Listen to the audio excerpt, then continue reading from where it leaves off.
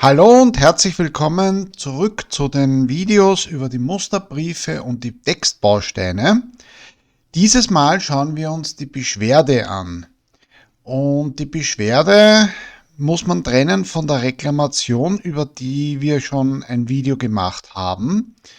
Und ich möchte das nur kurz noch wiederholen, weil wir das bei dem Video zur Reklamation bereits genauer bearbeitet und besprochen haben. Die Beschwerde ist, dass irgendetwas nicht funktioniert hat.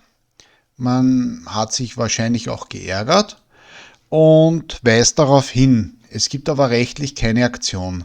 Die Reklamation ist im Prinzip gleich, nur erwartet man eine Handlung. Also zum Beispiel, dass ein Produkt zurückgeholt wird, dass es einen Austausch gibt, dass das Geld zurückgibt oder was auch immer.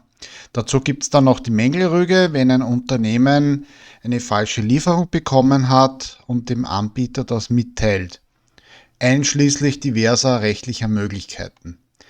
Aber es soll jetzt um die Beschwerde gehen, das heißt, ich gebe bekannt, dass etwas nicht geklappt hat. Machen wir ein erstes praktisches Beispiel. Beschwerde wegen Lieferverzögerung. Ich habe gesagt, bei der Reklamation erwartet man eine Handlung. Die Handlung kann es bei der Beschwerde auch geben, aber bei der Reklamation gibt es zum Beispiel die Rücksendung des Produkts. Das ist nicht das Thema der Beschwerde. Schauen wir uns das an. Anhand eines Beispiels stellen wir uns vor, dass wir einen Schrank bestellt haben, aber der will einfach nicht daherkommen. Dann kann das so ausschauen. Sehr geehrte Damen und Herren, ich habe am Datum bei Ihnen den Schrankmodell XY bestellt und die Lieferung war für die letzte Woche vorgesehen. Aber der Schrank ist bis heute nicht geliefert worden. Ich ersuche Sie daher um Auskunft, wann ich mit dem Schrank rechnen kann und oder was das Problem ist. Denn ich muss mich auch entsprechend organisieren, um daheim sein zu können, wenn es zur Zustellung und zum Aufbau kommt. Mit besten Grüßen, Name. Und das war es eigentlich auch schon. Ich habe das Thema der Lieferverzögerung und ich habe zu einem Datum den Schrank sowieso bestellt. Die Daten von der Person, die die Beschwerde schreibt, hat dann der Anbieter sowieso, meistens dann ein Möbelhaus, ein Versandhaus, was auch immer. Und man findet sehr leicht die Daten. Und worum geht's? Eigentlich sollte schon letzte Woche der Schrank geliefert worden sein, aber er mag irgendwie nicht auftauchen. Und das wird hier im zweiten Satz auch beschrieben. Und dann geht es darum, okay, da hat was nicht geklappt. Brauche ich jetzt was oder will ich mir nur Luft verschaffen? Es kann auch sein, dass ich mich über irgendetwas großartig geärgert habe. Und dann ist das natürlich ohne einer weiteren Folgewirkung. Es kommt halt darauf an, ob der Anbieter dann darauf reagiert mit einem Gutschein oder was auch immer. In dem Fall brauche ich aber etwas, weil ich will ja den Schrank haben. Ich muss aber wissen, wann er jetzt wirklich kommt, weil dann muss auch jemand da sein und bei einem Schrank kann es sein, dass nicht nur die Zustellung erfolgt, sondern dass die Zusteller den Schrank auch aufbauen. Wenn es jetzt da ein sehr großes Möbelstück ist, ist das nicht unrealistisch. Und damit haben wir die Beschwerde eigentlich. Das heißt, wir zeigen an, dass es in diesem Fall ein Problem gibt. Die Lieferung hat nicht geklappt. Das ist auch für das Marketing wichtig, dass Sie wissen, wo gibt es eine Fehlerquelle, woran müssen wir arbeiten. Wir werden uns in einem eigenen Video dann damit auseinandersetzen, wie man auf so eine Beschwerde reagieren kann. Schauen wir uns jetzt ein anderes praktisches Beispiel an. Löschen wir das weg. Was wir auch gesehen haben beim ersten Beispiel, es braucht jetzt keinen langen Text und keine langen Erklärungen, sondern worum geht's und was hat nicht geklappt. Man kann zum Beispiel eine Situation auch aufgreifen, die so mancher im Urlaub leider schon erlebt hat. Beschwerde wegen Baulärm. Stellen wir uns vor, wir waren 2 Wochen auf Urlaub in Italien und der Strand war wunderbar und das Hotelzimmer war wunderbar, das Hotel selber war sauber und es hat alles gepasst, aber daneben gab es einen Baulärm, weil da war eine Baustelle. Und von der frühen Morgenstunde an wird da gehämmert und gebohrt und gestemmt und was auch immer und an einen geruhsamen Schlaf, den man ja eigentlich im Urlaub sich erwartet, war nicht zu denken. Dann kann man auch hier eine Beschwerde andenken. Wieder mit sehr geehrte Damen und Herren. Ich war die letzten beiden Wochen bei Ihnen im Hotel auf Urlaub und Ihr Haus war wunderbar, die Zimmer sehr fein, der Strand war auch spitze, aber das große Hindernis zur gewünschten Erholung war die Baustelle im Nebengebäude. Denn der Baulärm sorgte dafür, dass man nicht lange schlafen konnte und es war unerträglich laut.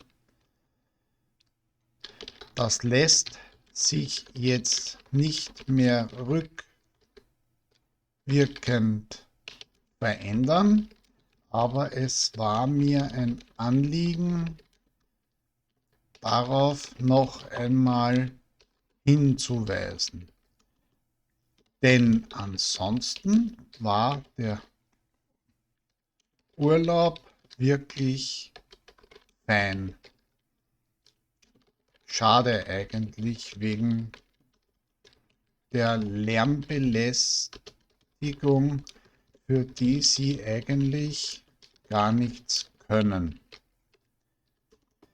Mit besten Grüßen, Name. In dem Fall warte ich jetzt nicht auf einen Schrank und eine Auskunft, wann er endlich kommt, sondern ich beschwere mich, weil es zu laut war. Ich wollte einen erholsamen Urlaub genießen und war 2 Wochen im Hotel. Und für das Marketing wichtig, dass das Hotel gefallen hat, dass die Zimmer gut waren. Das kann man ganz einfach formulieren, auch dass der Strand so war wie eigentlich beworben. Aber man hat sich nicht wirklich erholen können, weil die Baustelle war einfach zu laut. Und das Hauptproblem war, durch den Baulärm konnte man nicht lange schlafen, was im Urlaub ja eigentlich durchaus wünschenswert ist. Und deswegen macht man ja auch Urlaub, weil früh aufstehen muss man sowieso sonst den Rest des Jahres. Und dann geht man hier noch darauf ein, dass es einem das Anliegen war, das anzuzeigen, weil eigentlich wäre der Urlaub sonst wirklich ein wunderbarer gewesen, so wie man es auch vorgesehen hatte.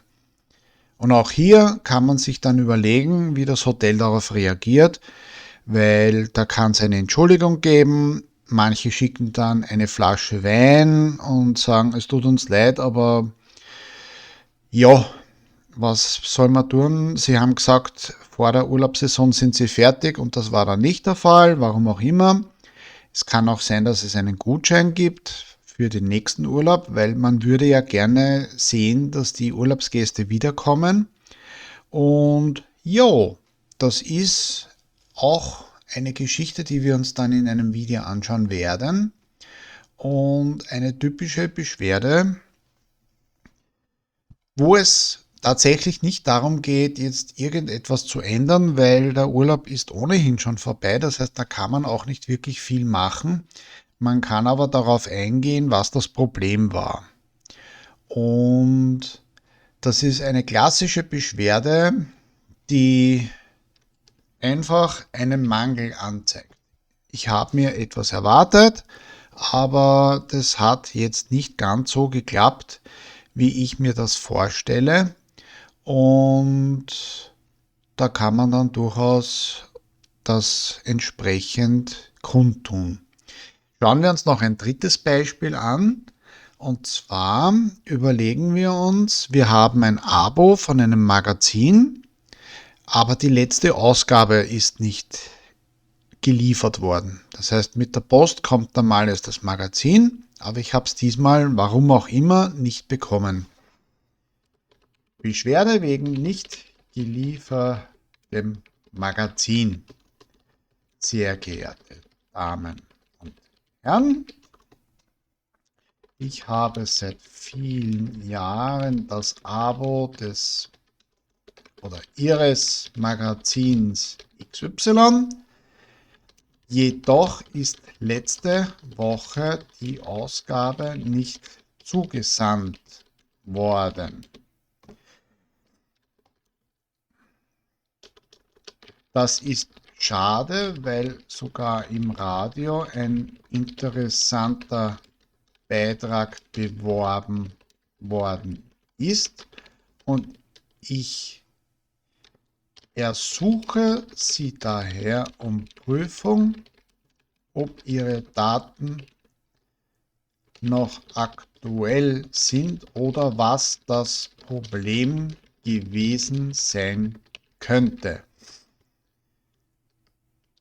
Ich hoffe, dass die nächste Ausgabe wieder geliefert wird und bitte um Auskunft, was passiert sein könnte.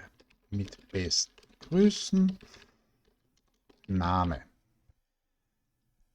Ich habe also das Magazin nicht bekommen und zeige das mit dieser Beschwerde an. Ich habe sowieso die Daten. Ich könnte da noch die Kundennummer oder die Abonummer anführen. Welches Magazin und was ist das Problem? Das Problem ist, dass die letzte Ausgabe nicht zugesandt worden ist. Und als Privatperson kann ich das ganz simpel formulieren. Da sind manche unsicher, wie schreibe ich das? Ganz einfach, so wie in einem normalen persönlichen Gespräch. Es ist schade, ich hätte es gerne gehabt. Ich habe im Radio gehört, was alles im Magazin zu finden gewesen wäre und ich habe das nicht lesen können, weil mir hat man es nicht geschickt. Und dann ersucht man um Prüfung, dass nächste Woche das wieder funktioniert. Vielleicht haben die irgendwas umgestellt bei ihrer Datenbank. Vielleicht war am Postweg ein Problem. In der Regel wird der Anbieter diese Ausgabe nachsenden, weil er natürlich daran interessiert ist, dass die Abonnenten zufrieden sind und weiterhin bei der Stange bleiben. Und das möchte man so beibehalten. Und es ist auch nicht korrekt, wenn eine Ausgabe nicht gesendet wird, weil dafür wird ja schließlich auch gezahlt. Und zum Schluss schreibt man noch, dass man hofft, dass die nächste Ausgabe kommt, ist klar.